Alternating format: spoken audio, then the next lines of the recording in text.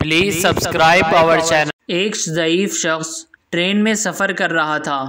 اتفاقاً ٹرین کا ڈبہ خالی تھا۔ کچھ لڑکے اس ڈبے میں آئے اور بیٹھ کر آپس میں شغل کرنے لگے۔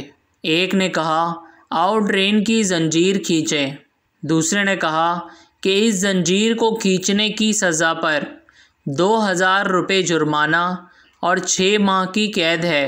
ایک اور نے کہا کہ ہم بہت سارے لڑکے ہیں، پہلے سب چندہ جمع کر کے جرمانے کے پیسے اپنے پاس جمع کر لیتے ہیں۔ جب چندہ جمع کیا تو 2000 کے بجائے 2500 روپے جمع ہو گئے، جس میں 1000 کا نوٹ، 2 50 کے نوٹ اور باقی 100 روپے کے نوٹ تھے۔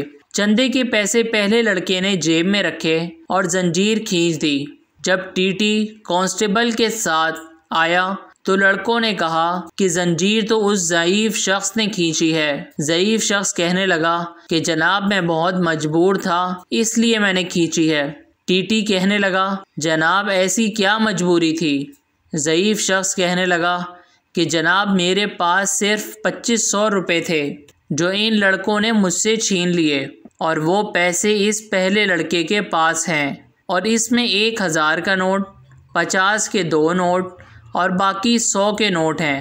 ٹی ٹی نے پہلے لڑکے کی تلاشی لی تو اس کی جیب سے اسی طرح سب پیسے برآمد ہوئے جس طرح ضعیف شخص نے بتائے تھے۔